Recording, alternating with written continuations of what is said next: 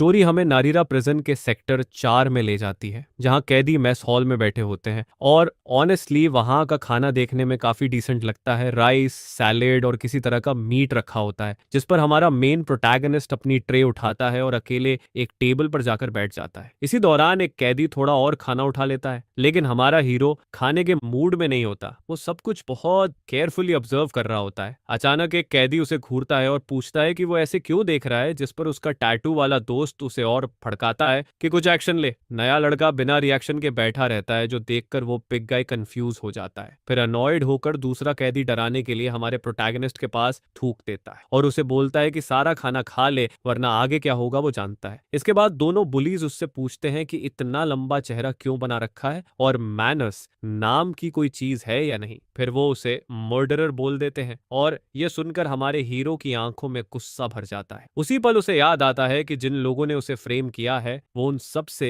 Revenge लेने वाला है, और जिस पर वो सामने वाले के पैर पर जोर से स्टॉम्प करता है। आगे वो लंजिंग फॉरवर्ड होकर चिल्लाता है कि वो सबको वही सफरिंग फील करवाएगा जो उसने खुद फील की है। फ्यूरियस ग्लेयर के साथ वो उन लोगों को खत्म करने के लिए रेडी होता है जिन्होंने उसे प्रोवोक किया था। यह देखकर पूरा ब्रूट फ्रीज हो जाता है। रूकी के एटीट्यूड से सब स्टन्ड रह जाते हैं। फिर एक स्विफ्ट मूव में हमारा प्रोटैगनिस्ट चॉपस्टिक्स को वेपन की तरह यूज करते हुए आगे बढ़ता है, और इसके कारण मेस हॉल में हर तरफ रेड लिक्विड उड़ने लगता है। वो सीधे उस गाय के फेस पर हिट करता है, जो पेन में तड़पता रहता है। इसके बाद स्टोरी हमें 2 वीक्स पहले ले जाती है। सीन चेंज होकर एक बार की टेबल दिखती है, जो ड्रिंक्स और फूड से भरी होती है। हमारा प्रोटैगनिस्ट काउच पर बैठा होता है, चेहरे पर बहुत सीरियस एक्सप्रेशन रहता है। वो मायो कुरासावा नाम की लड़की को देख रहा होता है और मन ही मन उससे अपने फीलिंग्स कन्फेस करने की प्लानिंग करता रहता है। इसी दौरान वो लड़की बोलती है कि उसे रेस्ट रूम जाना है और फ्रेंड के साथ चली जाती है, जिसे जाते हुए वो लड़का देखता रहता है। फिर वो डीप ब्रेथ लेता है और कॉन्फिडेंट स्माइल के साथ डिसाइड करता है कि आज ही वो दिन है। इसके बाद वो उठता है और उसी डायरेक्शन में जाने लगता है जिधर लड़की गई होती है। हॉलवे में पहुंचकर वो उसे रोकता है और बात करने के लिए बुलाता है। लड़का बोलता है कि उसे कुछ इंपॉर्टेंट कहना है, जिस पर लड़की उसके सीरियस टोन पर सवाल करती है। फिर वो करेज जुटाकर फाइनली कन्फेस करता है और उससे गर्लफ्रेंड बनने के लिए पूछता है। लड़की पोलाइटली मना कर देती है और कहती है कि उसे अभी बॉयफ्रेंड नहीं चाहिए। यह सुनकर हमारा प्रोटैगनिस्ट शॉक में आ जाता है और वो लड़की बिना पीछे देखे चली जाती है। वो वहीं खड़ा फ्रीज हो जाता है और उसे यकीन नहीं होता कि अभी क्या हुआ। वापस टेबल पर आकर वो अपनी फ्रस्ट्रेशन एक बेवरेज कैन क्रश करके निकालता है। फिर वो लगातार ड्रिंकिंग करने लगता है, रिजेक्शन का दर्द भूलने के लिए। एक के बाद एक कैन पीते हुए वो सब भूलने की कोशिश करता है और फिर एक और एम्प्टी कैन टेबल पर जोर से मारता है। इसी हालत में उसकी कॉन्शियसनेस जाने लगती है और बूज की वजह से वो पूरी तरह पास आउट हो जाता है। सिर टेबल पर गिरा रहता है और उसे आसपास क्या हो रहा है इसकी कोई खबर नहीं रहती। जब वो उठता है तो खुद को एक डार्क रूम में अकेला पाता है और सोचता है कि सब लोग कहाँ चले गए। फिर वो उठकर डोर की तरफ जाता है, बाहर देखने के लिए कि क्या चल रहा है। बाहर निकलते ही वो पुलिस ऑफिसर्स और एक क्राइम सीन देखता है। तभी एक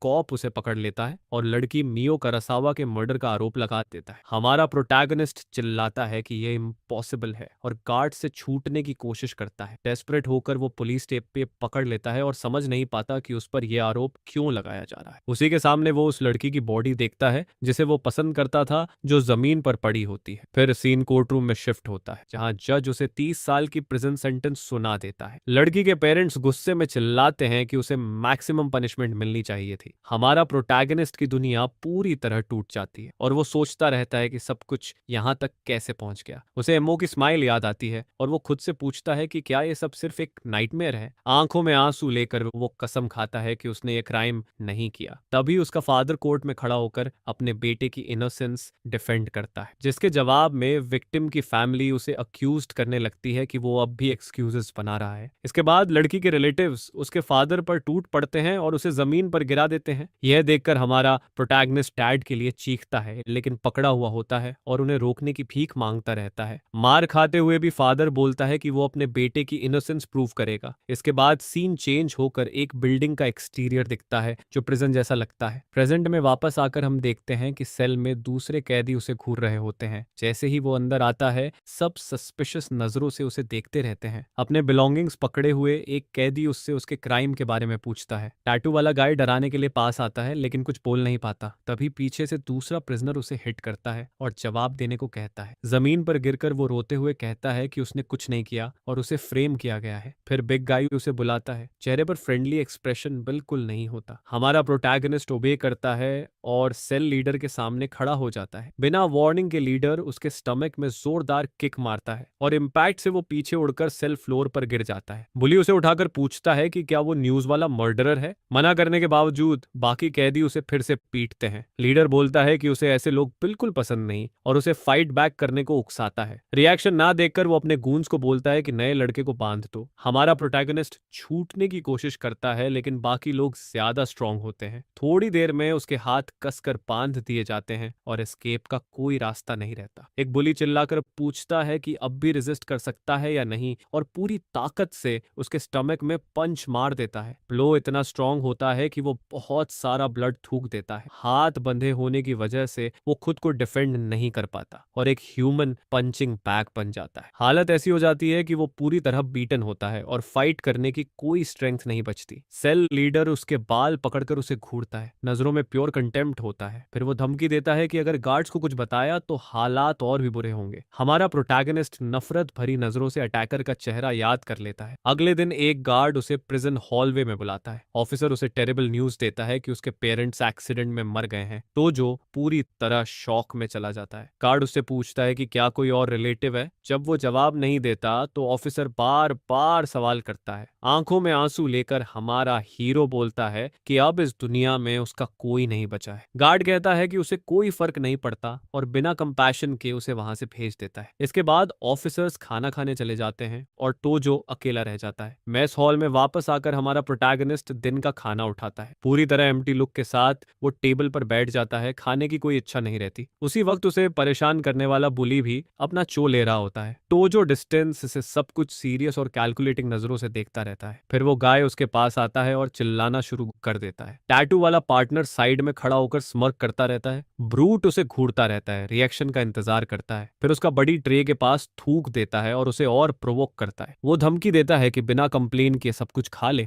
दोनों इडियट उससे पूछते हैं कि इतना लंबा चेहरा क्यों बना रखा है और मैनर्स हैं भी या नहीं। तभी वो हद पार कर देते हैं उसे मर्डर बोलकर और यही बात उसे पूरी तरह ओवर द एज पर ले जाती है। लड़की के उसे रिजेक्ट करने वाला सीन अचानक हमारे प्रोटैगनिस्ट के दिमाग में फ्लैश होता है, जिस पर हालात और बिगड़ जाते हैं जब उन्हीं में से एक गाय उसके राइस के ऊपर कचरा फेंक देता है। उसे अपने फादर का वो प्रॉमिस भी याद आता है जिसने उसे बचाने के लिए सीरियस बीटिंग झेली थी। इन सारी मेमोरीज के साथ तोजो का एक्सप्रेशन पूरी तरह बदल जाता है और उसमें सिर्फ हेट्रेड नजर आता है। उसे याद आता है कि कैसे इन्हीं लोगों ने सेल में उसे मारा था और ह्यूमिलिएट किया था। उसी पल वो सोचता है कि उसे इतना सफर क्यों करना पड़ रहा है और फिर रियलाइज करता है कि अब उसके पास खोने के लिए कुछ भी नहीं बचा है। इसके बाद वो अपने चॉपस्टिक्स को कसकर पकड़ लेता है। उसके दिमाग में चलता है कि अगर वो मर भी जाए तो किसी को फर्क नहीं पड़ेगा। मर्डरर शब्द उसके दिमाग में गूंजता रहता है, बुली की मॉकिंग मॉकिंग स्माइल के साथ। लेकिन हमारा प्रोटैगनिस्ट डिसाइड करता है कि वो अभी चेकआउट नहीं करेगा। वो सेटल करने का फैसला करता है, जिस पर वो पूरी ताकत से सामने वाले के पैर पर स्टॉम्प करता है और जिन लोगों ने उसे फ्रेम किया था उन सबके खिलाफ रिवेंज की कसम खाता है। इसके तुरंत बाद वो आगे लंजेस करता है और चिल्लाता है कि वो सबको वही फील करवाएगा जो उसने खुद फील किया है। पूरी तरह अनहिंज्ड लुक के साथ वो सब कुछ तबाह करने के लिए रेडी हो जाता है। यह देखकर पूरा ब्रूड फ्रीज हो जाता है। रूकी के अचानक एटीट्यूड चेंज से सब स्टन्ड रह जाते हैं। फिर एक स्विफ्ट मूव में टोजो आगे बढ़ता है और चॉपस्टिक्स को वेपन की तरह यूज करता है। इसके कारण मेस हॉल के बीचों बीच हर तरफ रेड लिक्विड उड़ने लगता है। वो सीधे उस गाय के फेस पर हिट करता है और राय अटैक की वजह से पेन में तड़पने लगता है। बुली दर्द से चिल्लाता रहता है और वूंड को ढकने की कोशिश करता है। उसका पार्टनर शॉक में आ जाता है और अपने बॉस को आवाज देता है जो फ्लोर पर पड़ा होता है। एक सेकंड भी वेस्ट किए बिना टोजो बाकी लोगों की तरफ मुड़ता है और उन्हें मर जाने के लिए बोल देता है। दूसरे कैदी गुस्से में आ जाते हैं और अपने बॉस पर अटैक करने के लिए टोजो पर चिल्लाते हैं, लेकिन हमारा प्रोटैगनिस्ट पीछे नहीं हटता है। वो दांत भींच लेता है और जो भी आगे आने वाला है उसके लिए रेडी रहता है। गूंज में से एक नए लड़के के इस चेंज से साफ डरा हुआ नजर आता है। वो कुछ सोच भी पाता उससे पहले ही टोजो इनसेन स्पीड से आगे चार्ज करता है। वो सामने वाले प्रिजनर के फेस के बीचों बीच डेवास्टेटिंग ब्लो मारता है। प्योर फ्यूरी वाली नजरों के साथ वो सोचता है कि अगर वैसे भी उसे मरना है तो वो इन सारे स्कमबैग्स को अपने साथ ले जाएगा। पंच इतना ब्रूटल होता है कि सामने वाला गाय वहीं नॉकआउट हो जाता है और फ्लोर पर गिरकर कंप्लीटली अनरिस्पॉन्सिव हो जाता है। इम्पैक्ट की ताकत से बुली का बॉडी पीछे की तरफ उछल जाता है। उसे सांस लेने का मौका दिए बिना हमारा हीरो अगले टारगेट की तरफ बढ़ चुका होता है। वो गाय सीरियस बीटिंग खाता है और अपने आप को डिफेंड करने के लिए आर्म तक नहीं उठा पाता है। उसी वक्त एक और कैदी पीछे से उसे रोकने के लिए दौड़ता है। वो उसकी बैक पर पंच मारता है, लेकिन टोजो को जैसे कुछ फील ही नहीं होता। रुकी की रेजिलियंस देखकर कैदी और ज्यादा टिक ऑफ हो जाता है, क्योंकि वो लगातार फाइट करता जा रहा होता है। हमारा प्रोटैगनिस्ट पागल सी नजरों के साथ पीछे मुड़ता है और सामने वाला गाय सोचता है कि शायद ये अपना दिमाग खो चुका है। इसी केओस के बीच गार्ड्स मेस हॉल में पहुंचते हैं और उसे रुकने के लिए चिल्लाते हैं, जिस पर एक ऑफिसर पीछे से उसे पकड़कर रिस्ट्रेन करने की कोशिश करता है। ऑफिसर उसे पंच मारता है और ट्रबल क्रिएट करने की कंप्लेंट करता है, लेकिन टोजो को वो ब्लो भी फील नहीं होता। वो गार्ड को टेरिफाइंग नजरों से घूरता है। डर कर ऑफिसर बोलता है कि इंजर्ड गाय को इन्फर्मरी ले जाओ, इससे पहले कि बहुत देर हो जाए। इसी बीच हमारा प्रोटैगनिस्ट पूरी सिचुएशन पर प्योर रेज में चिल्लाता रहता है। वो खुद को छुड़ा लेता है और उसे पकड़े हुए गार्ड पर पावरफुल स्पिनिंग किक मार देता है। इस अटैक की फोर्स से ऑफिसर पूरी तरह स्टन्ड रह जाता है। इसके तुरंत बाद टोजो दौड़ पड़ता है और गार्ड चिल्लाता है, ये सोचकर कि वो खुद को दीवार से टकरा देगा। कई कैदी और ऑफिसर्स मिलकर उसे पकड़ने की कोशिश करते हैं। वहां से वो उसे कसकर पकड़ लेते हैं, जबकि वो खुद को छुड़ाने के लिए स्ट्रगल करता रहता है। पकड़े जाने के बावजूद वो पूरी ताकत से चिल्लाता और फाइट करता रहता है। सीन इन्फर्मरी में शिफ्ट होता है, जहां एक आईवी बैग लटका हुआ दिखता है। हमारा प्रोटैगनिस्ट बेड पर लेटा होता है और ऐसा लगता है जैसे उसने जीने की इच्छा खो दी हो। डॉक्टर गार्ड को समझाता है कि अगर वो खाना रिफ्यूज करता रहा तो उसकी जान खतरे में पड़ जाएगी। इसी दौरान एक एल्डरली जैनिटर इन्फर्मरी में एंटर करता है सफाई करने के लिए। हाथ में ब्रूम लेकर वो कामली फ्लोर स्वीप करने लगता है। अचानक वो रुकता है और यंग मैन से बोलता है कि अपनी लाइफ को ऐसे वेस्ट मत कर। हमारा प्रोटैगनिस्ट एडवाइस सुनता है, लेकिन बिना किसी एक्सप्रेशन के वैसे ही पड़ा रहता है। ओल्ड मैन पूछता है कि अगर वो मर गया तो उसके पेरेंट्स का नाम कौन साफ करेगा। ये सुनते ही टोजो की आंखें चौड़ी हो जाती हैं और वो अलर्ट हो जाता है। वो बेड पर बैठता है और पूछता है कि ओल्ड मैन ने अभी क्या कहा। ओल्ड मैन सवाल करता है कि क्या उसने कभी सोचा है कि एक्सीडेंट रियल नहीं भी हो सकता। टोजो और ज्यादा शॉक हो जाता है और पूछता है कि वो क्या इंप्लाई कर रहा है। सीरियस लुक के साथ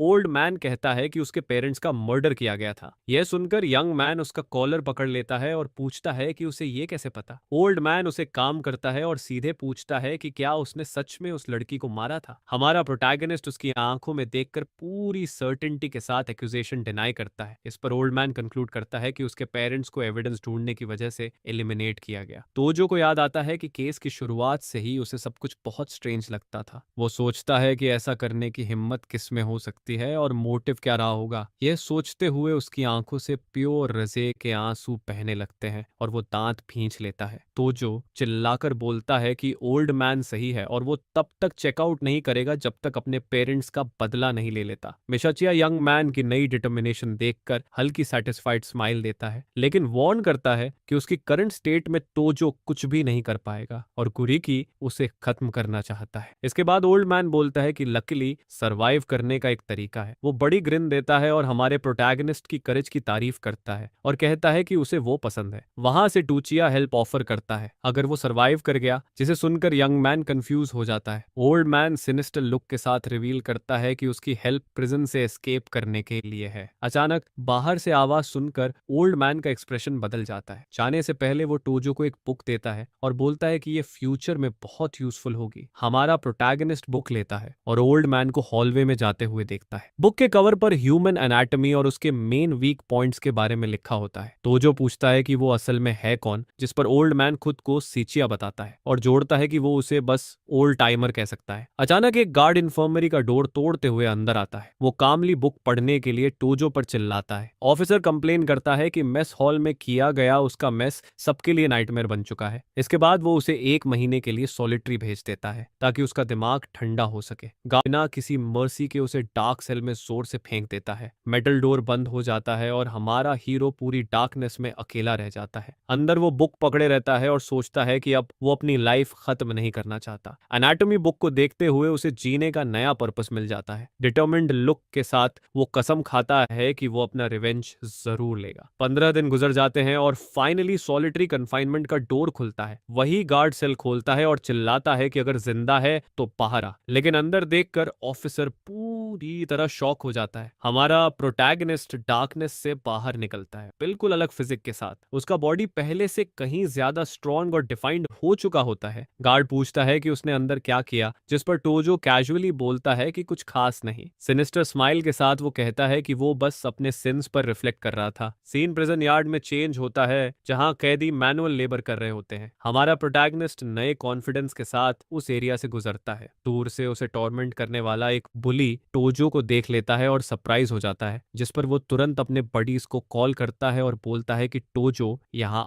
आ चुका है। इसके बाद कैदियों का एक ग्रुप उसे घेर लेता है और धमकी देता है कि अब उसका गेम ओवर है। लेकिन हमारा हीरो बिल्कुल भी इंटिमिडेट नहीं होता और हल्की स्माइल के साथ सबका सामना करता है। अचानक गुरु की सामने आता है और बोलता है कि वो सिर्फ उसी के लिए हॉस्पिटल से बाहर आया है। वो अपने फेस के स्कार की तरफ इशारा करता है और रिवेंज लेने की कसम खाता है। बिना टाइम वेस्ट किए वो अपने गूंस को हमारे प्रोटैगनिस्ट पर अटैक करने का ऑर्डर देता है। इसके साथ ही पूरी गैंग एक साथ चार्ज करती है टोजो को गिराने के लिए, लेकिन टोजो बिल्कुल काम रहता है और हर ओपोनेंट की मूवमेंट को एनालाइज करता है। इंप्रेसिव एजिलिटी के साथ वो उनके अटैक्स डॉज करता है और हर एक के वीक पॉइंट्स पर हिट करता जाता है। यह देखकर गुरिकी शॉक हो जाता है और अपने आदमियों पर चिल्लाता है कि मजाक मत करो। दांत भींचे हुए हमारा प्रोटैगनिस्ट सबको नीचे गिराने पर फोकस करता है। चारों तरफ से घिरे होने के बावजूद वो फ्यूरी में एक्सप्लोड करता है और अपनी सारी हेट्रेड अनलीश कर देता है। एक क्विक स्टेप में वो अटैक्स से बचता है और काउंटर अटैक के लिए रेडी हो जाता है। फिर वो एक पावरफुल पंच मारता है जिससे एक कून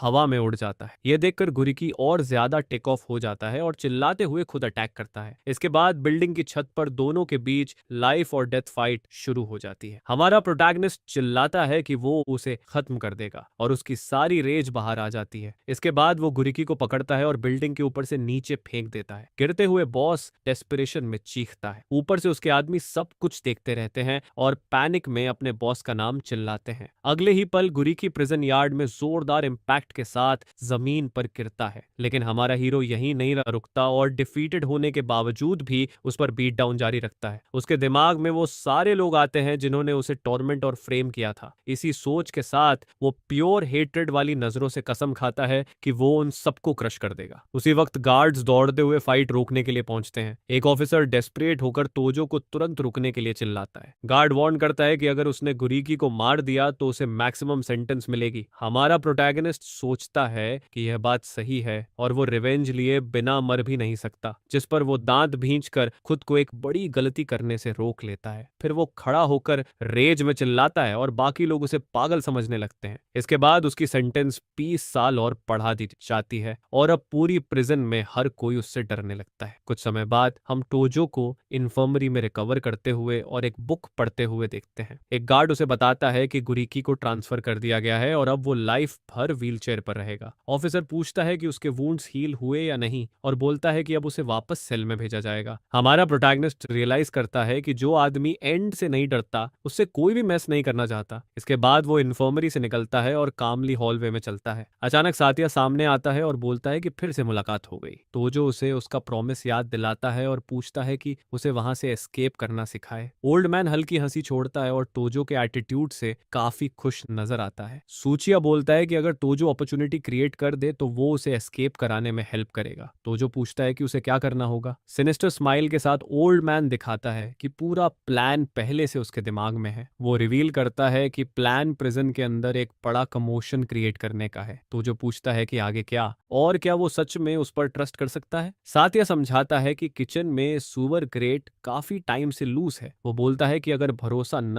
हो तो खुद जाकर चेक कर ले। तो जो जवाब देता है कि उसे चेक करने की जरूरत नहीं है और वो वहां से निकलने के लिए कुछ भी करेगा। डिटर्मिन्ड लुक के साथ वो ओल्ड टाइमर से कहता है कि सब कुछ उस पर छोड़ दे। थोड़ी देर बाद एक गार्ड उसे हॉलवे से होते हुए वापस सेल में ले जाता है। अंदर घुसते ही गोरिकी के पुराने गूंस उसकी प्रेजेंस से डर जाते हैं। ऑफिसर सेल लॉक कर देता है और हमारा प्रोटैगनिस्ट कैदियों के साथ अकेला रह जाता है। बिना टाइम वेस्ट किए वो चैलेंज करता है कि अगर किसी को अपने पुराने बॉस का बदला लेना है तो सामने आए। यह सुनकर सब घबरा जाते हैं और बोलते हैं कि वो गलतफहमी कमी थी और उन्हें गुरीकी से नफरत थी। वो साइड चेंज कर लेते हैं और सेल के बुली को हटाने के लिए उसे थैंक यू बोलते हैं। इसके बाद सब उसे नया बॉस डिक्लेयर कर देते हैं और टोटल ओबीडियंस की कसम खाते हैं। हमारा प्रोटैगनिस्ट कोल्ड और कैलकुलेटिंग लुक के साथ अपनी नई पोजीशन एक्सेप्ट कर लेता है। सीन चेंज होता है और मेस हॉल में अब वो खाना खा रहा होता है जबकि बाकी लोग उसकी सर्विस कर रहे होते हैं। उसके नए फॉलोअर्स उसकी ट्रे में खाने का सबसे अच्छा हिस्सा रखते हैं। वो उसे किंग की तरह ट्रीट करते हैं और स्माइल के साथ बॉस बोलते हैं। एक और कैदी पास आता है और अपनी प्लेट भी ऑफर करता है। टोजो थोड़ा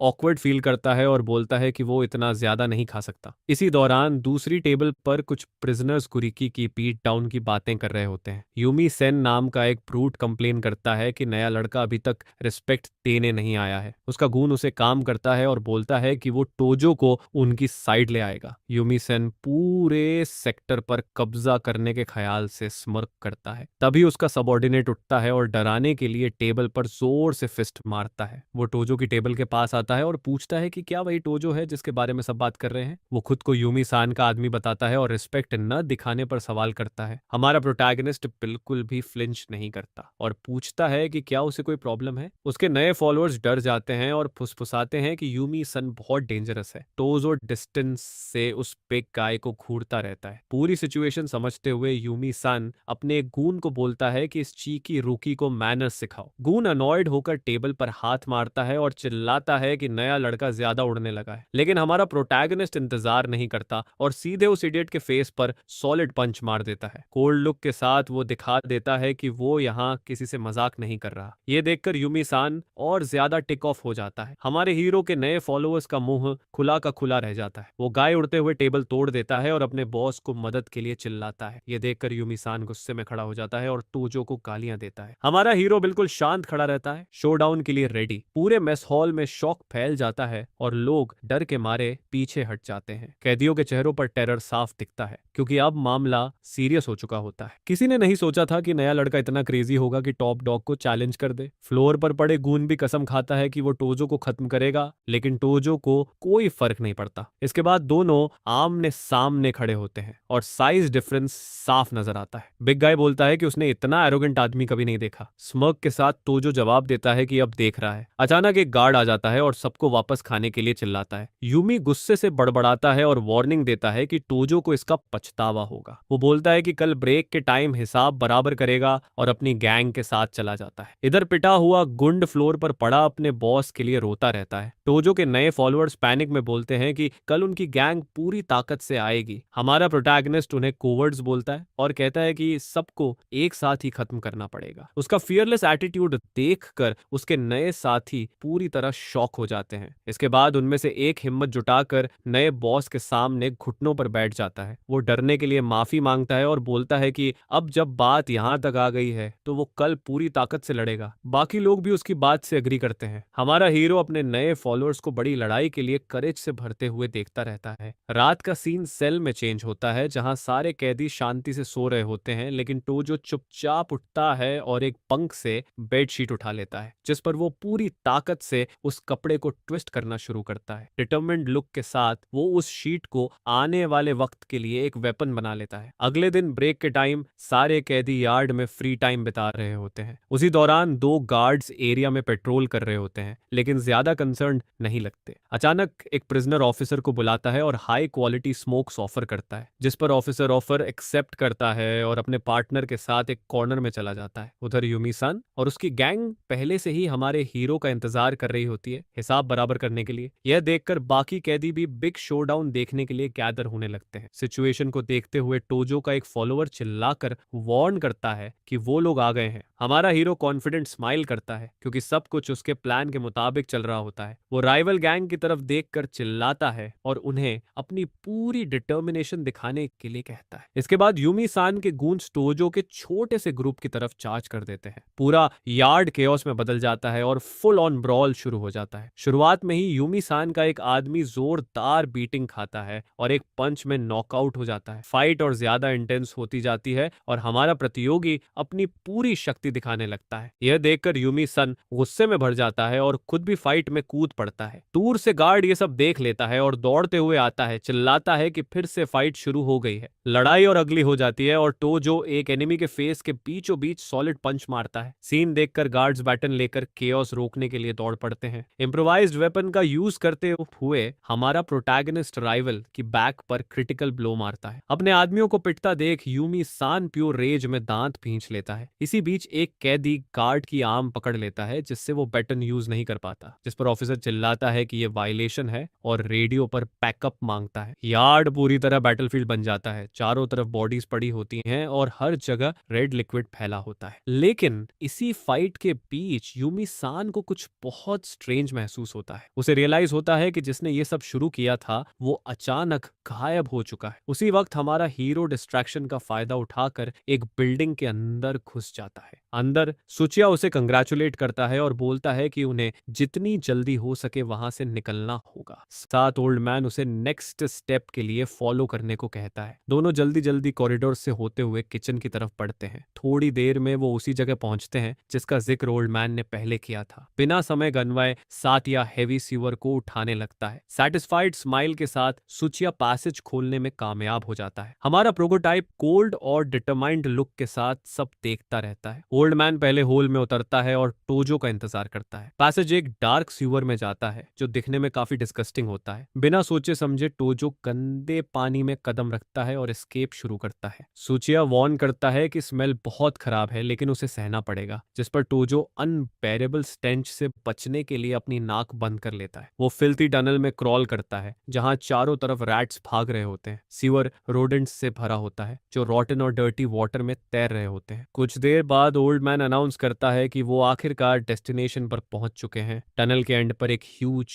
मेटल गेट रास्ता रोककर खड़ा होता है। यह देखकर हमारा प्रोटैगनिस्ट पूछता है कि अब बाहर कैसे निकलेंगे। ओल्ड मैन उसे काम करता है और बोलता है कि वो पहले यहाँ आ चुका है और सारी अरेंजमेंट्स कर चुका है। वो बताता है कि उसने पहले से ऐसा सेटअप किया था कि गेट की एक बार निकाली जा सके। इसके बाद साचिया तोजो को पूरी ताकत से पुश करने को कहता है। हमारा प्रोटैगनिस्ट ओबे करता है और आयरन बार को पूरी स्ट्रेंथ से धक्का देता है, जिसके बाद गेट आखिरकार ढीला पड़ जाता है और एस्केप का रास्ता खुल जाता है। लेकिन जैसे ही टोजो मुड़ता है ओल्ड टाइमर बिना मर्सी के उसकी बैक में वार कर देता है। सिचा शार्प ब्लेड से सीधे उसके चेस्ट पर स्टैब करता है। सिनिस्टर लुक के साथ वो कहता है कि यहीं उसकी मिशन खत्म होती है और अब वो उसे मार देगा। सरप्राइज अटैक से हमारा प्रोटैगनिस्ट जमीन पर गिर जाता है और रिएक्ट करने की ताकत नहीं बचती। ट्रेटर ओल्ड मैन मुड़कर बाहर जाने लगता है, ये सोचकर कि वो जीत गया है, लेकिन भागने से पहले टोजो उसका एंकल पकड़ लेता है। सूचिया शॉक में मुड़ता है और देखता है कि यंग मैन के पास नाइफ उसकी गर्दन पर लगा हुआ है। हमारा प्रोटैगनिस्ट बोलता है कि ओल्ड टाइमर हमेशा उसे हर चीज पर सस्पिशियस रहना सिखाता था। इसी वजह से उसने एनाटॉमी बुक अपने चेस्ट में छुपा रखी थी, जिसने उसे स्टैबिंग से बचा लिया। ब्लेड बुक के पेजेस में फंस गई थी जो ओल्ड मैन ने खुद उसे दी थी। ओल्ड मैन टेंस हो जाता है और टोजो चिल्लाता है कि उसने अब किसी पर भरोसा न करना सीख लिया है। सातिया ताना मारता है और पूछता है कि क्या वो उसी मेथड से उसे चैलेंज करेगा जो उसने सिखाए थे। बिना हेजिटेशन हमारा प्रोटैगनिस्ट ब्लेड लेकर ट्रेटर को खत्म करने के लिए लंच करता है। टोजो ओल्ड टाइमर से छीना हुआ ब्लेड प्योर रेज के साथ पकड़े रहता है। सूचिया अपना नाइफ फेंक देता है और बोलता है कि फाइट जीतने का उसके पास बस एक चांस है। दांत भींचकर टोजो उस कॉम्बैट के लिए तैयार होता है जो उसका फ्यूचर डिसाइड करने वाला होता है। वो अपने पास रखा लाइम से भरा टावल ओल्ड मैन के फेस पर फेंक देता है। डिस्ट्रैक्शन का फायदा उठाकर वो ट्रेटर पर सॉलिड पंच मारता है। ओल्ड मैन पेन में चिल्लाते हुए जमीन पर गिर जाता है। ठीक से देख ना पाने की हालत में वो पूछता है कि ये क्या है और रियलाइज करता है कि उस पर लाइम फेंका गया है। हमारा हीरो रिवील करता है कि उसे सब कुछ पहले से पता था, क्योंकि किसी ने ओल्ड टाइमर की प्लान की चुगली कर दी थी। गुस्से में साथिया उठता है और कसम खाता है कि वो टोजो को अपने साथ नीचे ले जाएगा। लेकिन हमारा हीरो उसे वो एसिड वायल दिखाता है जिसे ओल्ड मैन उस पर यूज करने वाला था। सूचिया को याद आता है कि उसने वेपन छुपाया था, लेकिन टोजो उससे ज्यादा स्मार्ट निकला। सीचिया के चेहरे पर प्योर हार्ट रेट साफ दिखता है क्योंकि वो आउट प्लेड हो चुका होता है। वो पूरी ताकत से चार्ज करता है और पूछता है कि क्या सच में टोजो उसे हरा सकता है। रिएक्ट करने का मौका दिए बिना हमारा प्रोटैगनिस्ट ब्रूटल ब्लो मारता है। इसके बाद वो पावरफुल किक से फाइट खत्म कर देता है, जिससे ओल्ड टाइमर उड़कर गिरता है। जमीन पर पड़ा ओल्ड मैन मान लेता है कि वो नाइव था और टोजो सही था। हमारा प्रोटैगनिस्ट जवाब देता है कि वो दोबारा किसी पर भरोसा करने की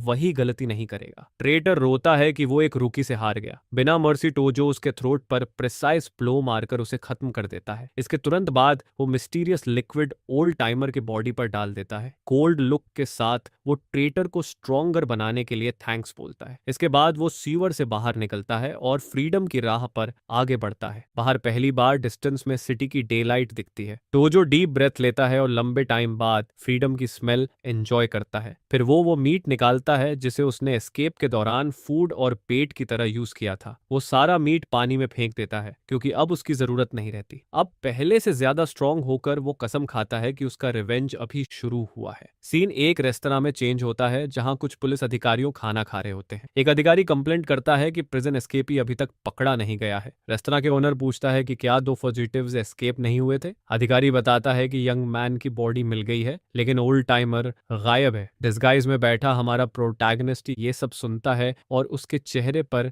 हल्की स्मर्क आ जाती है। उसे याद आता है कि एस्केप करने से पहले उसने ओल्ड टाइमर की यूनिफॉर्म से आईडी निकाल ली थी। इसके बाद उसने ट्रेटर की बॉडी पर एसिड से सिट डाला और ऊपर से वही आईडी रख दी, जिस पर पुलिस ने अस्यूम कर लिया कि जली हुई बॉडी हमारे हीरो की है। रेस्टोरेंट का ओनर उस आदमी की ट्रेजिक डेथ पर अफसोस जताता है। उसे सच्चाई का कोई आइडिया नहीं होता, लेकिन वहीं एक ऑफिसर बोलता है कि उसे यही डिजर्व करता था क्योंकि उसने एक टेरिबल क्राइम किया था। इसी बीच हमारा प्रोटैगनिस्ट शांति से खाना खाता रहता है और दिखावा करता है कि उसने ये कॉन्वर्सेशन सुनी ही नहीं। तभी एक सीनियर ऑफिसर रिवील करता है कि उस यंग मैन के पेरेंट्स ने ऑटोप्सी रिपोर्ट चुरा ली थी। यह सुनते ही टोजो का एक्सप्रेशन पूरी तरह बदल जाता है और वो अलर्ट हो जाता है। उसे रियलाइज होता है कि उसी रिपोर्ट की वजह से उसके पेरेंट्स को एलिमिनेट किया गया था। जिस पर वो टेबल से उठता है उस डॉक्यूमेंट को ढूंढने के लिए पूरी तरह डिटरमिन्ड होकर। तभी अचानक सीनियर ऑफिसर उसे जाने से पहले बात करने के लिए बुलाता है। हमारा प्रोटैगनिस्ट बिना किसी रिएक्शन के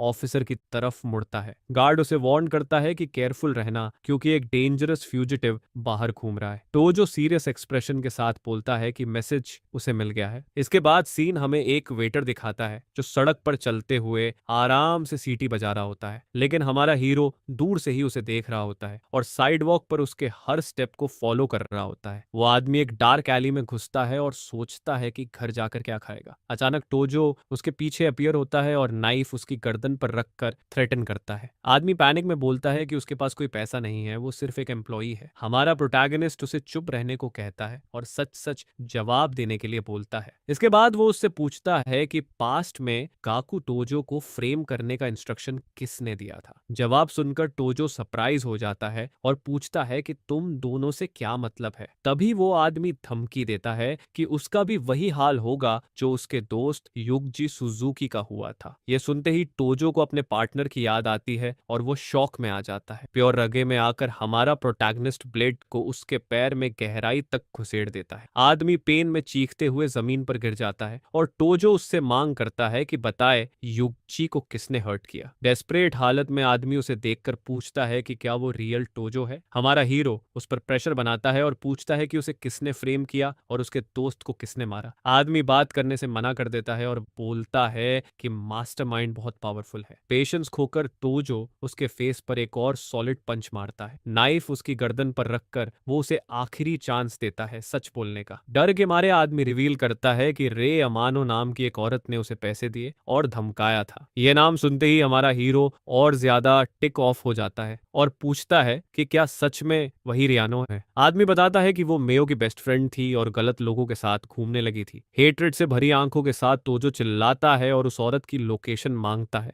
आदमी बताता है कि वो ग्रांडिया नाइट क्लब में काम करती है और इस वक्त वहीं होगी। टोजो मुड़कर जाने लगता है तो आदमी अपनी जान की भीख मांगता है। वो बोलता है कि उसे मत मारो और जो भी कहा जाएगा वो करेगा, लेकिन हमारा हीरो उसकी नहीं सुनता और उसे चुप रखने के लिए गैग कर देता है। कोल्ड लुक के साथ वो बोलता है कि अभी उसे नहीं मारेगा और इंतजार करने को कहता है। बिना सोचे समझे टोजो उसे जोर से एक वेल में लात मारकर गिरा देता है। ऊपर से वो वार्न करता है कि अगर कुछ गलत हुआ तो वो वहीं भूख से मर जाएगा। इसके बाद एग्नेस्ट वहां से चला जाता है और ट्रेटर को अंधेरे में छोड़ देता है। वेल के नीचे आदमी पूरी तरह डेस्परेट होता है, बाहर निकलने का कोई रास्ता नहीं रहता। सीन चेंज होकर रात में एक आइसोलेटेड हाउस दिखाता है जो चारों तरफ से सुनसान होता है। वहां हमारा प्रोटैगनिस्ट अपने दोस्त युगजी को देखता है जो बुरी तरह बीटन होता है। युगजी शराब पीता रहता है और रोता है कि वो अपने दोस्त का बदला नहीं ले सका और पूरी तरह टूट चुका होता है। हमारा हीरो दूर से सब कुछ सीरियस और डिटर्मिन्ड लुक के साथ देखता रहता है। उसे याद आता है जब चाइल्डहुड में युगजी पुलिस से उसे बचाया करता था। मेमोरी में युगजी प्रॉमिस करता है कि अब कोई उसे परेशान नहीं करेगा। प्रेजेंट में वापस आकर युगजी कसम खाता है कि वो अपने दोस्त की इनोसेंस प्रूव करेगा। इतना कहते ही इंजरीज और एक्सॉशन की वजह से वो पास आउट हो जाता है। यह देखकर टोजो डिसाइड करता है कि वो अब युगजी को इन्वॉल्व नहीं करेगा और सब कुछ खुद हैंडल करेगा। इसके बाद वो रेमनो को ढूंढने के लिए ग्रांडिया नाइट क्लब पहुंचता है। बाहर वो एक ब्रूट को उस औरत के साथ निकलते हुए देखता है। वो यंग वुमन क्लाइंट को गुड बाय बोलती है और अगली बार और बेटर नाइट का प्रॉमिस करती है। इसके बाद वो अपनी वॉच देखती है और घर जाने का डिसाइड करती है। जैसे ही वो सड़क पर चलती है, हमारा प्रोटैगनिस्ट उसे क्लोजली फॉलो करने लगता है। नाइफ हाथ में लेकर वो पीछे से अप्रोच करने की तैयारी करता है, लेकिन गलती से वो औरत अपना पर्स पीछे उछाल देती है और सीधा उसके फेस पर लग जाता है। फिर वो फोन उठाती है और अग्री करती है कि 15 मिनट में उसी जगह मिलेगी। भीड़ में बिना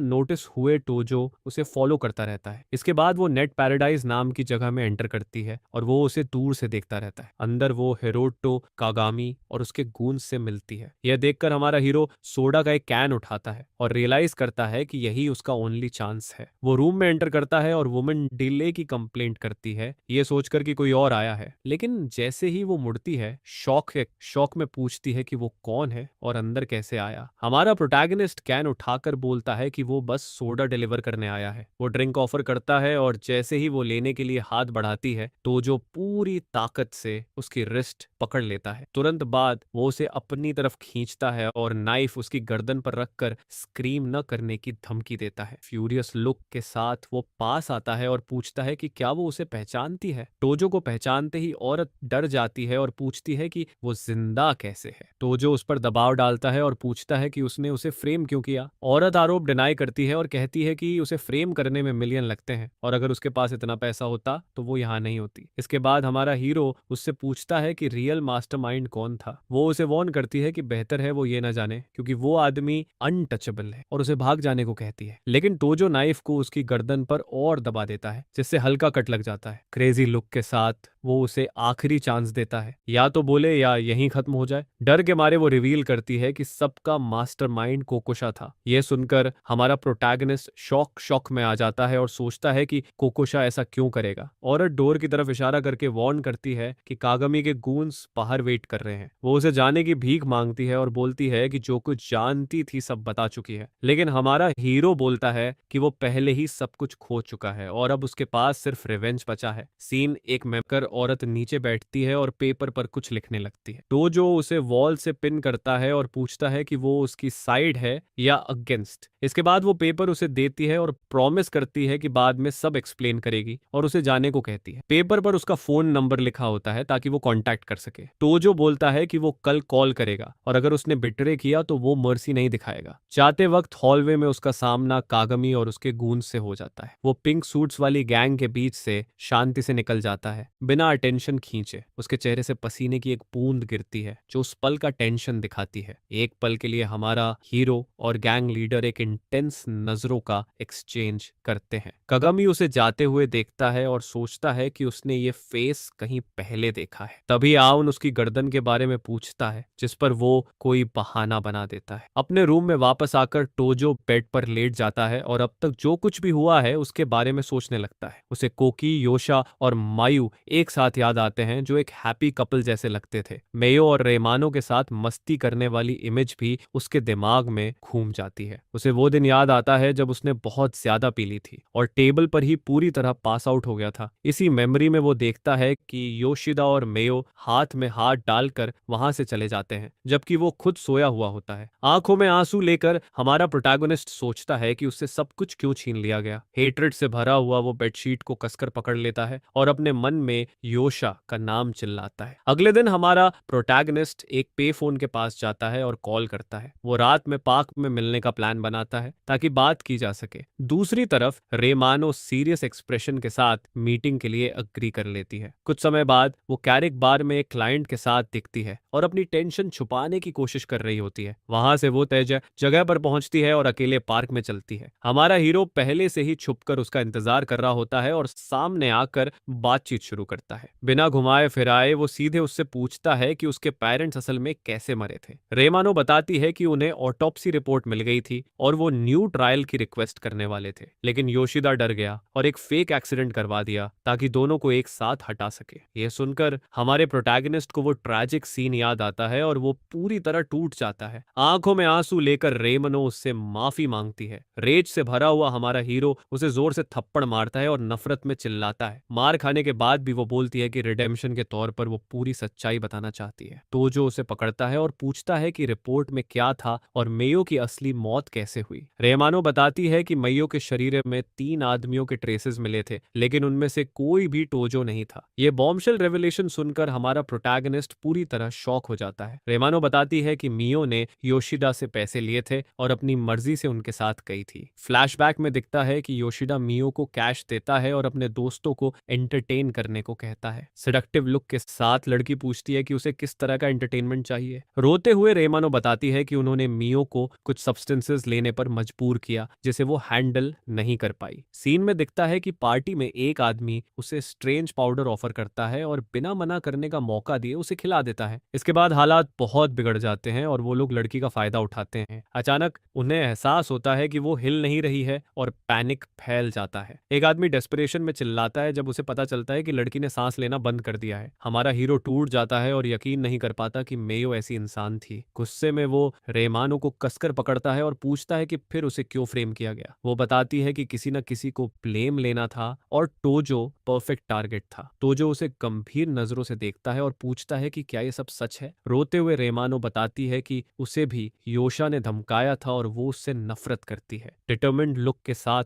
हमारा प्रोटैगनिस्ट कसम खाता है कि वो योशिदा को खत्म करेगा, लेकिन रेमानो वार्न करती है कि योशिदा के फादर ने उसकी सिक्योरिटी के लिए 8 बॉडीगार्ड्स रखे हैं। वो बताती है कि वो एलीट प्रोफेशनल्स हैं और टोजो उनके पास तक भी नहीं पहुंच पाएगा। वो समझाने की कोशिश करती है कि उसके पेरेंट्स चाहते कि वो जिंदा रहे। हमारा हीरो उसकी बातों को इग्नोर करता है और बोलता है कि वो उसे अभी छोड़ रहा है, लेकिन वो बीच में ना आए। इसके बाद वो उसे अपने साथ चलने को कहता है और बिना एक्सप्लेन किए पार्क से बाहर ले जाता है। रास्ते में वो बताता है कि जब तक सब खत्म नहीं हो जाता वो उसे जाने नहीं देगा। इसके बाद वो उसका सेल फोन मांगता है और रेमानो बिना विरोध किए दे देती है। अचानक टोजो उसे उसी वेल में धक्का दे देता है जहां उसने पहले उस आदमी को छोड़ा था। नीचे से वो चिल्लाती है कि वो इसकी हकदार है, लेकिन उससे अपनी जान बर्बाद न करने की गुहार लगाती है। कोल्ड लुक के साथ टोजो वार्न करता है कि अगर वो मर गया तो वो दूसरे के साथ वहीं भूख से मर जाएगी। ये सुनकर रेमानो वेल के नीचे बैठ जाती है और अपनी सजा एक्सेप्ट कर लेती है। सीन चेंज होकर एक नाइट क्लब दिखाता है जहां योशा कई लड़कियों के साथ मस्ती कर रहा होता है। दूर से हमारा प्रोटैगनिस्ट उसे प्योर हेट्रेड और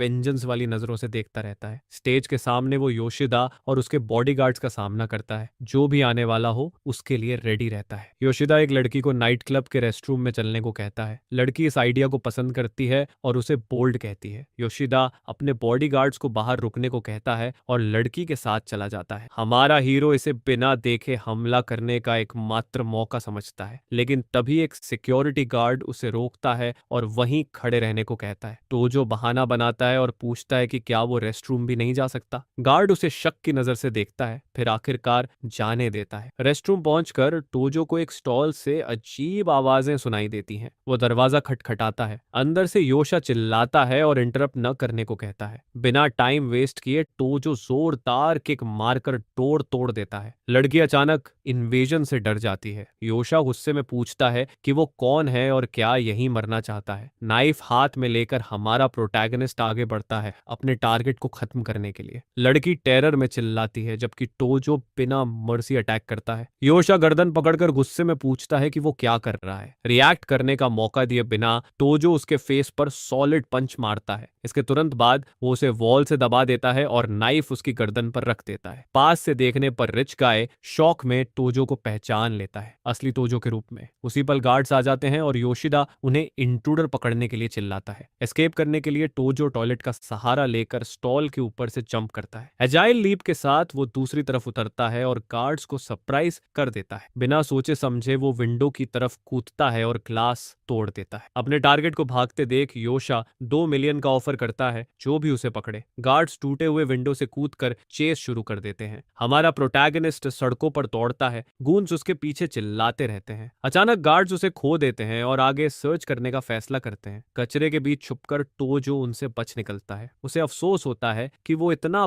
पास आकर भी फेल हो गया और अब उसकी आइडेंटिटी रिवील हो चुकी है। फिर भी वो उठता है क्योंकि उसे पता है कि रिवेंज का चांस अब भी बाकी है। सीन कट होकर सिटी की एक लग्जरी बिल्डिंग के सामने रात का व्यू दिखाता है। एक फैंसी कार एंट्रेंस पर आकर रुकती है। अंदर योशिडा का फादर पूछता है कि क्या वाकई वही टोजो था। गुस्से में योशिडा चिल्लाता है कि वो टोजो को अपने हाथों से खत्म करेगा। उधर वेल में हालत खराब होती जा रही होती है। आदमी और रेमानो प्यास से मरने की शिकायत करते हैं। अचानक ऊपर से एक रोप फेंकी जाती है जो दोनों को चौंका देती है। वहीं से हमारा प्रोटैगनिस्ट फूड से भरा बैग लेकर रोप के सहारे नीचे उतरता है। डर के मारे रेमानो उसके पास आती है और पूछती है कि क्या उसने योशिदा को खत्म कर दिया। हमारा प्रोटैगनिस्ट अपना चेहरा घुमाता है और हार भरे टोन में बोलता है कि वो फेल हो गया है। दूसरा आदमी जमीन पर रेंगता है और पानी के लिए भीख मांगता है क्योंकि वो वहीं मरने वाला है। जिस पर हमारा हीरो उनके लिए पानी और खाने से भरा बैग फेंक देता है ताकि वो किसी तरह सरवाइव कर सके। डेस्परेट होकर वो आदमी पानी गटक जाता है अपनी प्यास बुझाने के लिए। अचानक हमारा प्रोटैगनिस्ट बहुत सीरियस एक्सप्रेशन के साथ पीछे मुड़ता है। अमानो का सेल फोन बजने लगता है और कॉल कोकी योशिदा का होता है, जिस पर हमारा हीरो दोनों को चुप रहने की वार्निंग देता है वरना वो दोनों को खत्म कर देगा। दूसरी तरफ योशा चिल्लाता है और पूछता है कि अमानो आखिर कहाँ चली गई है। हमारा प्रोटैगनिस्ट फोन उठाता है लेकिन एक शब्द भी नहीं बोलता। सस्पिशियस होकर रिच गाय समझ जाता है कि टोजो अमानो के साथ है और उससे सवाल करता है। कंसर्न दिखाते हुए वो पूछता है कि वो इतनी जल्दी क्यों भागी और इस वक्त कहाँ है। दूसरी तरफ से योशा ऑफर करता है कि वो दोनों को फ्री कर देगा और ये भी बोलता है कि उसका दोस्त भी वहीं है। यह सुनते ही हमारा प्रोटैगनिस्ट टेक ऑफ हो जाता है और डिमांड करता है कि युगजी को रिलीज किया जाए। रिच गाय एक डील प्रपोज करता है और पूछता है कि अगर वो उसके दोस्त को छोड़ दे तो क्या वो खुद सरेंडर कर देगा। इसके जवाब में हमारा हीरो ट्रेड ऑफर करता है और बोलता है कि उसके पास युगजी और अमानो दोनों हैं, लेकिन योशा को कोई फर्क नहीं पड़ता और वो कहता है कि उनकी लाइव्स उसके लिए वर्थलेस हैं। हमारा प्रोटैगनिस्ट चुप हो जाता है क्योंकि उसे समझ नहीं आता कि अपने दोस्त को कैसे बचाए। फिर वो रिवील करता है कि उसके पास रिपोर्ट की कॉपी है और वो उसकी गिल्ट प्रूव कर सकता है। दूसरी तरफ योशा शक करता है और बोलता है कि अगर उसके पास सच में रिपोर्ट होती तो वो अब तक उसे फंसा चुका होता। फ्यूरियस होकर रिच गाय पूछता है कि वो असल में चाहता क्या है। वेल के नीचे से हमारा प्रोटैगनिस्ट चिल्लाता है कि वो अपना नाम साफ करवाना चाहता है और मरने वाला नहीं है। उसी पल वो सोचता है कि वो उसे खत्म करना चाहता है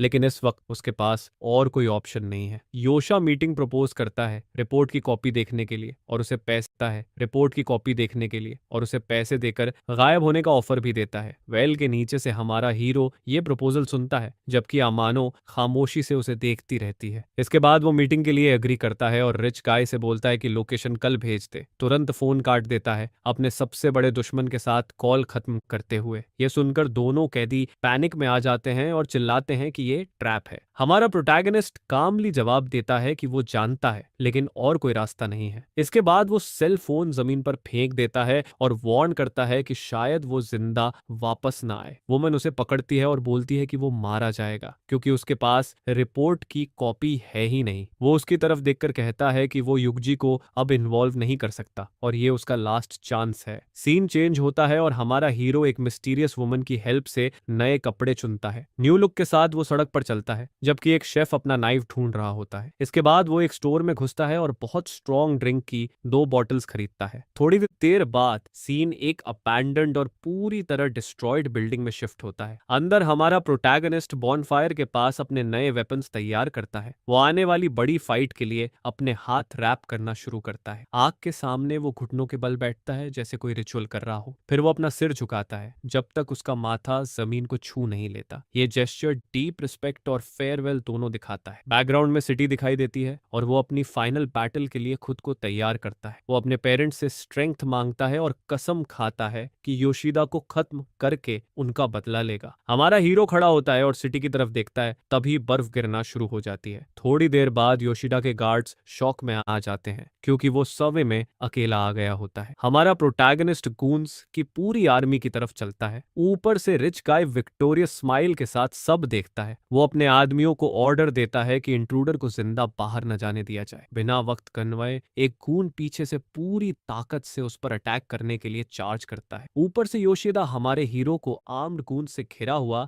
देखता रहता है। फ्यूरियस शाउट के साथ हमारा प्रोटैगनिस्ट उसे नीचे आने और सब कुछ सेटल करने के लिए बुलाता है, लेकिन रिच गाय हल्की स्माइल देता है और उसे बिल्डिंग के अंदर बात करने के लिए इनवाइट करता है। एंट्रेंस पर ब्रूट्स अटैक के लिए रेडी हो जाते हैं, तो जो डिमांड करता है कि पहले युग जी को छोड़ा जाए वरना वो अभी चला जाएगा। जेस्चर्स के साथ योशा अपने आदमियों को रिक्वेस्ट मानने का ऑर्डर देता है। थोड़ी देर बाद युग जी को बाहर फेंक दिया जाता है और गूंज उसे मारते हैं। हमारा प्रोटैगनिस्ट अपने दोस्त की मदद के लिए दौड़ता है और कहता है कि वो अपनी बात पर कायम है। एक गार्ड सवाल करता है कि उसे छोड़ने से क्या उनका एडवांटेज खत्म नहीं हो जाएगा। योशा समझाता है कि युगजी इंजर्ड है और अब हमारा हीरो भाग नहीं पाएगा। युगजी उसे जिंदा देखकर शौक में आ जाता है और टोजो उससे कहता है कि बाकी सब उस पर छोड़ दे, लेकिन युगजी कावर्ड बनने से मना करता है और चिल्लाता है कि वो साथ हैं। ऊपर से रिच गाय डिले से इरिटेट होकर अंदर आने को कहता है। युगजी उसे रोकता है और वार्न करता है कि ये जगह दुश्मनों से भरा ट्रैप है। हमारा हीरो चिल्लाता है कि योशिदा उसके दोस्त को जाने दे क्योंकि वो अंदर जा रहा है। फिर भी युगजी चिल्लाता है कि वो नहीं जाएगा और सब संभालेगा। तो जो उसे गुड बाय कहता है और बोलता है कि अच्छी जिंदगी जीना और उसकी ग्रेव पर आना। जैसे ही युगजी को घसीट कर ले जाया जाता है, हमारा हीरो आने वाले वक्त के लिए खुद को तैयार करता है। इसके बाद वो मुड़ता है और अपनी डेस्टिनी का सामना करने के लिए बिल्डिंग में एंटर करता है। अंदर योशिदा सीढ़ियों से नीचे उतरता है, सुपीरियोरिटी और कॉन्फिडेंस के साथ। हमारा प्रोटैगनिस्ट दरवाजों से ऐसे गुजरता है जैसे उसे कोई रोक नहीं सकता। उसकी आंखें प्योर रेज से लाल चमक रही होती हैं। गूंज उसे घेर लेते हैं और उनमें से एक बैट से अटैक करने की तैयारी करता है। सीन देखकर योशा पूछता है कि क्या वो रिपोर्ट की कॉपी लाया है। हमारा प्रोटैगनिस्ट जवाब देता है कि वो इतना बेवकूफ नहीं है कि इतनी जरूरी चीज साथ लाए। ये सुनकर रिच गाय एनोयर हो जाता है और उसे ड्रामा बंद करने को कहता है। ब्रूट्स एक साथ अटैक के लिए तैयार हो जाते हैं। तभी हमारा हीरो 2 बोतलें दिखाता है और उन्हें थोड़ा फन करने का इनवाइट देता है। योशा कंफ्यूज होकर पूछता है कि क्या ये कोई गिफ्ट है। स्ट्रॉन्ग लिकर की वो 2 बॉटल्स हमारे हीरो का नया वेपन बनती हैं। अचानक एक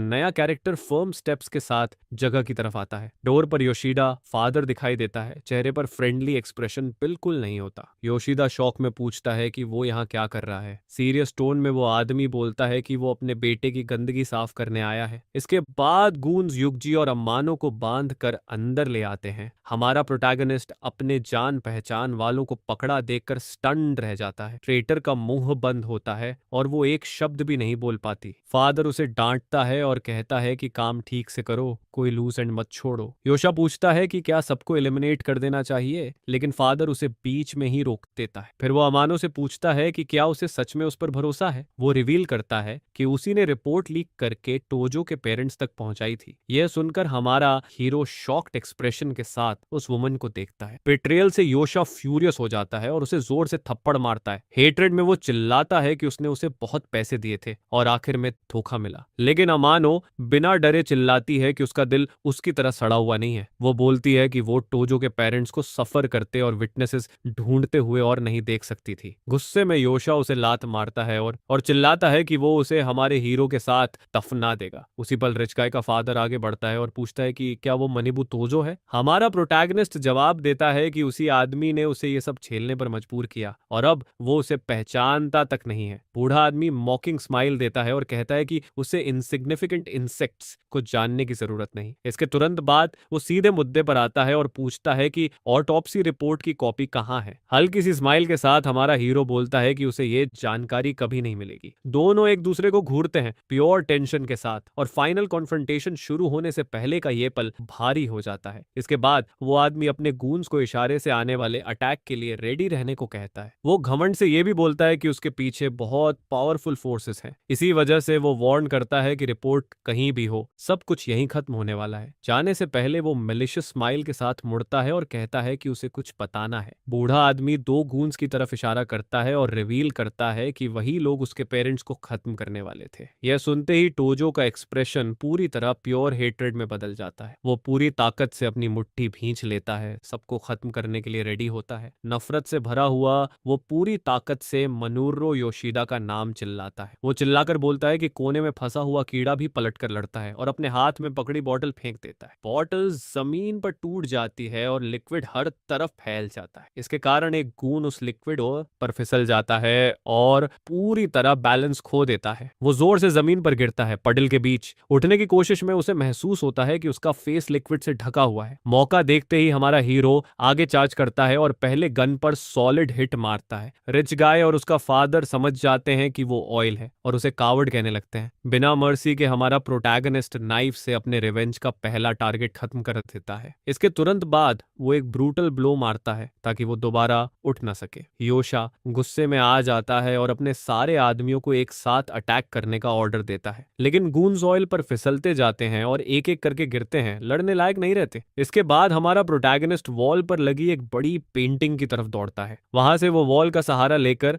मोमेंटम बनाता है और फिर से अटैक करता है। हवा में वो एक पावरफुल स्पिनिंग किक मारता है जिससे एक और गून उड़ जाता है। वो नाइफ हाथ में लिए जमीन पर उतरता है, अगले मूव के लिए रेडी। योशा गुस्से में चिल्लाता है, उसे शो ऑफ कहता है और अपने लोगों को उसे खत्म करने का ऑर्डर देता है। इसके साथ ही दो और गून्स हमारे हीरो पर अटैक करने दौड़ते हैं, लेकिन हमारा प्रोटैगनिस्ट पहले से इसके लिए रेडी होता है। वो एक मिस्टीरियस पाउडर फेंकता है जो आसपास के सारे एनिमीज को अंधा कर देता है। कंफ्यूजन और धुएं के बीच वो नाइफ लेकर स्ट्राइक करने को तैयार होता है। धुएं में गूंस पूरी तरह लॉस्ट और डिसोरिएंटेड होते हैं। स्विफ्ट मूव में हमारा हीरो आगे बढ़ता है और एक ब्रूट पर ब्लेड से वार करता है। रेड लिक्विड से ढका हुआ वो घूमता है, अगले ओपोनेंट के लिए रेडी। एक गार्ड आंखें साफ करने की कोशिश करता है, लेकिन पाउडर उसे ठीक से देखने नहीं देता। इसी वजह से वो इजी टारगेट बन जाता है और उसकी पीठ पर फेटल ब्लो लगता है। थोड़ी देर बाद बाकी गूंस एक साथ अटैक की तैयारी करते हैं। फाइट और इंटेंस हो जाती है और हमारा हीरो अकेले कई लोगों से लड़ता रहता है। अपने आदमियों को पिटता देखकर योशा परेशान हो जाता है और समझ नहीं पाता क्या करे। यह देखकर उसका फादर उसे काम करता है और जल्दी से ड्रिंक लाने को कहता है। रिच गाय प्लान समझ जाता है और बोलता है कि लाइम को पानी नहीं अल्कोहल हटाता है। तभी अमानो खुद को छुड़ाकर योशिदा की टांग पकड़ लेती है। रिच गाय चिल्लाता है कि छोड़ दे, लेकिन वो पूरी ताकत से पकड़े रहती है। गुस्से में वो उसे जोर से लात मारता है और अलग फेंक देता है। जमीन पर पड़ी हुई भी वो सोचती है कि कम से कम इतना तो वो मदद कर पाई। बाकी गूंस फाइनल अटैक की तैयारी करते हैं। इसी बीच हमारा हीरो धुएं में और भी एनिमीज को गिराता रहता है। योशिदा के आदमी अल्कोहल से अपनी आंखें साफ करते हैं। उसका फादर उन्हें ऑयल से 100 भरे फ्लोर पर संभल कर चलने को कहता है। गूंस चारों तरफ फैलकर उसे घेर लेते हैं। एक ब्रूट सीढ़ियों से कूदकर अटैक करता है, लेकिन हमारा हीरो खुद को डिफेंड करता है और रैप्ड हैंड से उसकी ब्लेड पकड़ लेता है। मेलिशियस स्माइल के साथ योशिदा का फादर चिल्लाता है कि अब अटैक करो। सारे गूंज एक साथ आगे बढ़ते हैं। तभी युगजी अचानक आकर एक आदमी पर ब्रूटल ब्लो मारता है। युगजी आगे बढ़ता है और डायरेक्ट हिट करता है, लेकिन पीछे से एक ब्रूट नाइफ से युगजी पर अटैक करने आता है। यह देखते ही हमारा प्रोटैगनिस्ट तुरंत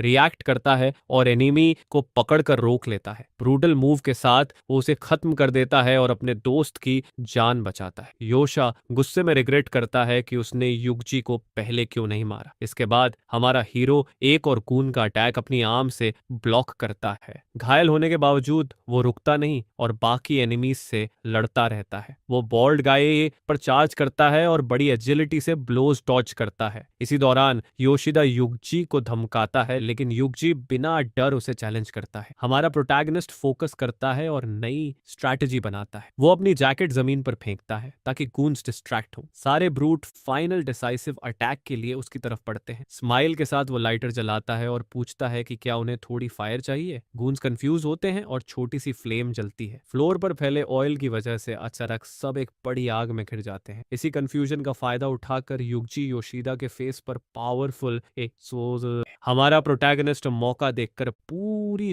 ताकत से रिच गाय पर चार्ज करता है। ब्रूटल ब्लो के साथ वो बैट से उसके सिर के बीचों बीच मारता है। जमीन पर पड़ा योशिदा यकीन नहीं कर पाता कि सब कुछ ऐसे खत्म हो गया। हमारा हीरो अपना पैर उसके फेस पर रखकर जोर से दबाता है, उसे ह्यूमिलिएट करता है। फिर वो फाइनल ब्लो के लिए तैयार होता है और पूछता है कि कोई आखिरी शब्द है या नहीं, लेकिन तभी योशिदा का फादर अमानो को हॉस्टेज बना लेता है और उसे खत्म करने की धमकी देता है। नाइफ उसकी गर्दन पर पर रखकर वो हमारे हीरो को पास आने से रोकने की कोशिश करता है। डेस्परेट होकर योशिडा अपनी जान की भीख मांगता है और कहता है कि वो सब गलत था। वो टोजो का नाम साफ करने और जो भी कीमत हो देने का प्रॉमिस करता है। बूढ़ा आदमी डील प्रपोज करता है और वार्न करता है कि कुछ भी गलत हुआ तो वो मर्सी नहीं दिखाएगा। हमारा हीरो जवाब देता है कि वो मरने से नहीं डरता और धमकी की परवाह नहीं करता। यह देखकर योशिदा बोलता है कि उसे खत्म कर दे और सारा ब्लेम उसी पर डाल दे, लेकिन हमारा प्रोटैगनिस्ट उसे चौंकाते हुए डिमांड करता है कि वो अपना सारा पैसा दे। रिच गाय मान जाता है और बताता है कि उसके पास गोल्ड बार्स भी छुपे हुए हैं। योशा सीढ़ियों की तरफ जाता है और उसका फादर सोचता है कि वो सेफ से वेपन लाने जा रहा है। बूढ़ा आदमी हमारे हीरो से कहता है कि पैसा लेकर जल्दी निकल जाओ, लेकिन टोजो और अमानो एक दूसरे को देखते हैं और लगता है दोनों का एक प्लान है। इसी पल अमनो ओल्ड मैन के पेट में जोरदार एल्बो स्ट्राइक मारती है। मौका मिलते ही हमारा प्रोटोगनिस्ट गिरे हुए नाइफ को पकड़ लेता है। बिना समय गनवाए वो आदमी के बाल पकड़ता है और काम खत्म करता है। प्रिसाइज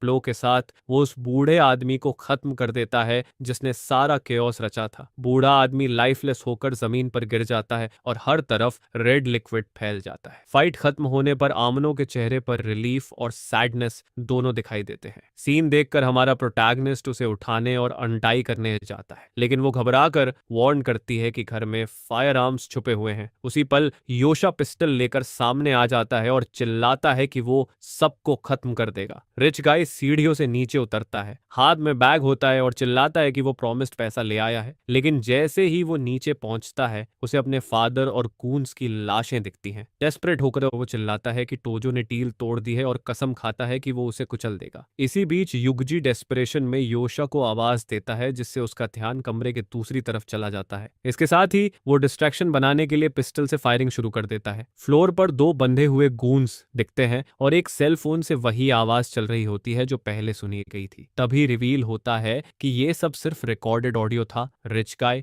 और उसके आदमियों को ट्रिक करने के लिए। इसी मौके का फायदा उठाकर हमारा प्रोटैगनिस्ट अपना वेपन योशिडा की तरफ तान देता है। बिना एक सेकंड गनवाए वो गोली चलाता है और हर तरफ रेड लिक्विड फैल जाता है। इसके तुरंत बाद वो आगे बढ़ता है और रिच गाय के फेस के बीचों बीच सॉलिड पंच मारता है। हमारा हीरो उसे जमीन पर पटक देता है, लड़ाई को हमेशा के लिए खत्म करने के लिए। चेहरा पकड़कर वो चीखता है और पूछता है कि उस स्कमबैग ने उसके ओल्ड मैन को क्यों मरवाया। क्रेज्ड स्माइल के साथ वो बोलता है कि वो अपने पेरेंट्स को ढूंढने के लिए पूरी फैमिली को मिटा देगा। इसके बाद हमारा प्रोटैगनिस्ट बिना किसी मर्सी के कई ब्लोज मारकर रिच गाय को खत्म कर देता है। सीन देखकर युगजी और अमानो दुश्मन की लाइफलेस बॉडी को जमीन पर पड़ा देखते रहते हैं। रेड लिक्विड से ढकी ब्लेड जमीन पर गिर जाती है और लंबी लड़ाई का अंत हो जाता है। आंखों में आंसू लेकर हमारा हीरो चिल्लाता है कि उसने आखिरकार अपने पेरेंट्स का बदला ले लिया है। बैकग्राउंड में उसका दोस्त और वो वुमन चुपचाप बहुत सीरियस एक्सप्रेशन के साथ उसे देखते रहते हैं। सीन चेंज होता है और अब युगजी अम्माना को सहारा देकर चला रहा होता है, क्योंकि दोनों